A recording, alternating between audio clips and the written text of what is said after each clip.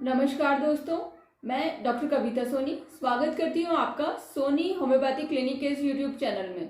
आज हम बात करेंगे लाइपोमा यानी रसौली यानी चर्बी की गांठों के बारे में। लाइपोमा वो बीमारी है जिसमें आपकी स्किन यानी चमड़ी के नीचे फैट यानी चर्बी की छोटी छोटी गांठें बन जाती हैं।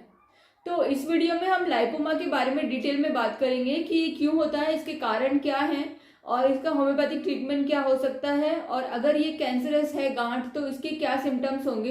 यदि आपने अभी तक चैनल को सब्सक्राइब नहीं किया है तो प्लीज सब्सक्राइब कीजिए और बेल आइकन को भी हिट करिए, जिससे कि आगे आने वाले वीडियोस के नोटिफिकेशंस आपको मिलते रहेंगे। लाइपोमा में स्किन और मस्कुलर लेयर के बीच में जो है फैट की गांठों के रूप में डिपोजिशन होने लगता है। वैसे तो हमारे शरीर में फैट का डिपोजिशन होता ही है, लेकिन वो स्मूथ होता है।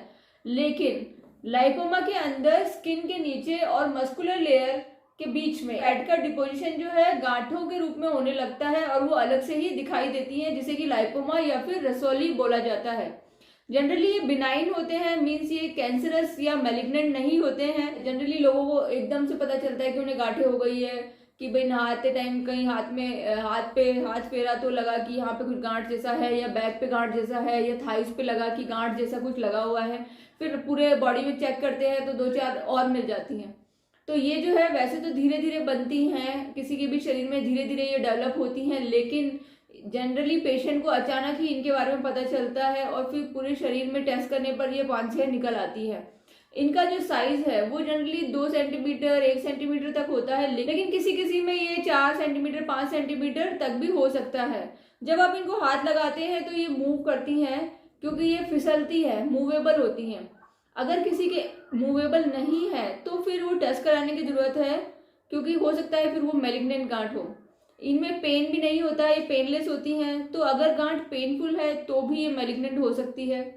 ये दबाने में सॉफ्ट होती है, मीन्स अगर आप दबाते हो तो ये दब जाती हैं, लेकिन अगर किसी की गांठ जो है वो हार्ड है तो भी वो मैलिग्नेंट हो सकती है।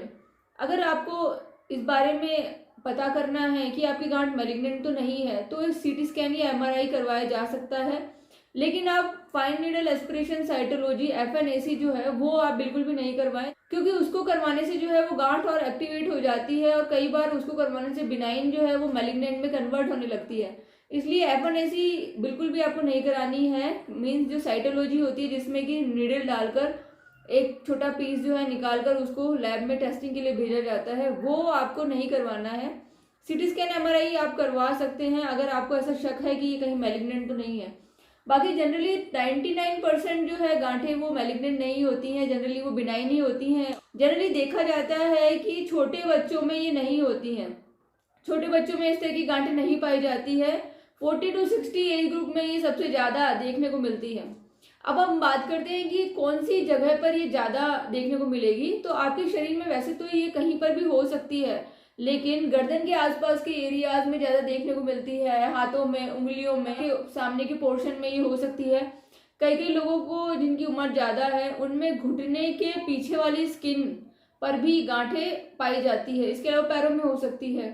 तो जगह जगह पे हो सकती हैं ये एक हो सकती है, 2 हो सकती है, कई 2 से भी ज्यादा हो सकती है। तो वो सब कुछ वैरी करता है पेशेंट टू पेशेंट। यदि आप बहुत ज़्यादा फैटी हैं, आपने बहुत ज़्यादा फैट एक्यूमुलेशन कर रखा है, तो आपको रसौली होने की संभावना जो है दूसरे पेशेंट से थोड़ी ज़्यादा होती है। इसके अलावा अगर आपने सडन वेट लॉस किया है या सडन वेट गेन किया है, मीन्स एकदम से आपने 2 महीने में 10 किलो वजन कम कर लिया, 15 किलो वजन कम कर लिया है, या आपने 1-2 महीने में 10 किलो वजन बढ़ा लिया है, दोनों ही कंडीशंस में रसौली होने की संभावनाएं जो है बढ़ जाती है। कम उम्र के लोगों में, छोटे बच्चों में इसकी होने की संभावना नहीं होती। अगर आपकी उम्र ज्यादा है तो इस होने की संभावना ज्यादा है। इसमें जेनेटिक एक फैक्टर देखा जाता है कि यदि आपके मदर फादर में या आपकी फैमिली हिस्ट्री में ये कंडीशंस रही है तो आपको भी होने की संभावना दूसरों से थोड़ी ज्यादा होती है। तो जेनेटिक इसमें एक कारण है, फैमिली हिस्ट्री एक कारण है। इसके अलावा इसका कोई निश्चित कोई स्पेशल कारण अभी तक जो है देखा नहीं गया है, इसलिए इसे जेनेटिक ही बोला जाता है कि ये जेनेटिक है या फिर वजन ज्यादा होने के कारण हो रही है। अगर किसी पेशेंट को लीवर से रिलेटेड कोई प्रॉब्लम है, उनका लीवर फंक्शन टेस्ट जो है वो ठीक नहीं चल रहा है, उनको कोलेस्ट्रॉल बढ़ा हुआ है या ट्राइग्लिसराइड बढ़ा हुआ है, अगर डाइजेशन ठीक से नहीं हो रहा है और लीवर के इश्यूज चल रहे हैं, तो आपको लाइपोमा हो सकता है।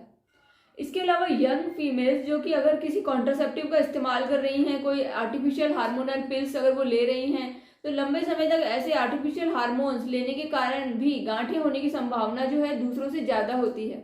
आपको लाइपोमा है या लाइपोसार्कोमा है। लाइपोसार्कोमा मीन्स जो है कैंसरस गांठ और लाइपोमा मीन्स साधारण नॉर्मल गांठ।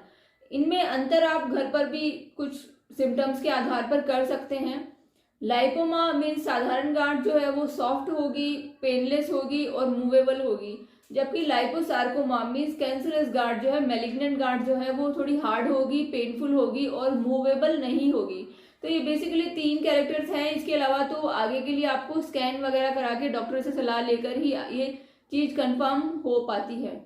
अब हम ट्रीटमेंट के बारे में बात करें तो एलोपैथी में इसका यही ट्रीटमेंट बताया जाता है कि आपको सर्जरी करवानी है, मीन्स आपको जहाँ जहाँ भी गांठें वहाँ कट लगाकर और वो गांठें जो है बाहर निकाली जाएगी। लेकिन ये एक एग्जैक्ट क्योर नहीं है, क्योंकि आपके शरीर में अगर गांठें बनने की टेंडेंसी है तो वो दोबारा बन जाएंगी, किसी और जगह बन जाएंगी, पहले से ज़्यादा और पहले से बड़ी बन जाएंगी। इसीलिए सर्जरी करवाने की जगह होम्योपैथी में इस तरीके की डिजीजेस का बहुत ही बढ़िया इलाज संभव है।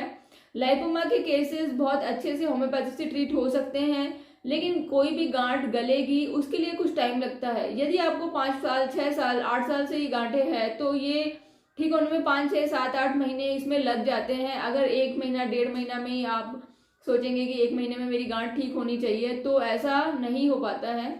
और इसका जो टाइम पीरियड है कि होम्योपैथिक ट्रीटमेंट से कितना टाइम लगेगा, तो ये पर्सन टू पर्सन वेरी करता है। पेशेंट की एज क्या है, लाइपोमा कितने हैं, उनकी साइज क्या है, उनका नंबर क्या है, और भी कई चीज़ें जो है फैक्टर्स इसमें इन्वॉल्व रहते हैं।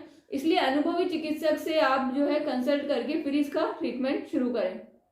गांठें बनने का प्रोसेस एक लॉन्ग टर्म प्रोसेस है, मीन्स धीरे धीरे गांठें बनती है, एकदम से पेशेंट को पता चलता है, लेकिन जिस दिन आपको पता चला है उसी दिन ये गांठ नहीं बनी है। कई सालों, महीनों से इसका प्रोसेस शरीर के अंदर चल रहा था। जिस दिन आपने देखा आपको उसी दिन पता चला कि आपको गांठ हो गई है, चल तो ये प्रोसेस कई महीनों से रहा था। तो इसी तरीके से जब ये गांठ बनने का प्रोसेस लॉन्ग टर्म है, इसको ठीक होने का भी प्रोसेस ये थोड़ा लंबा ट्रीटमेंट होता है। इसमें कई मेडिसिन जो है वो बहुत अच्छा काम करती हैं, जैसे कि thuja, calcarea carb, baryta carb, phytolacca, calcarea fluor 6 और भी कई मेडिसिन है जो इसमें बहुत ही बढ़िया काम करती हैं। लेकिन दवाइयों के नाम यहाँ पे आपकी जानकारी के लिए बताए गए हैं, अपनी तरफ से कोई ट्रीटमेंट आप स्टार्ट ना करें।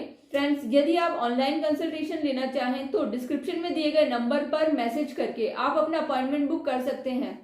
मेरे चैनल पर आप हेल्थ से रिलेटेड और वीडियोस भी देख सकते हैं। यदि आपके कोई क्वेश्चंस हो तो आप कमेंट बॉक्स में कमेंट करके पूछ सकते हैं। तो फ्रेंड्स, हम आगे और हेल्थ के बारे में बात करेंगे। नमस्कार।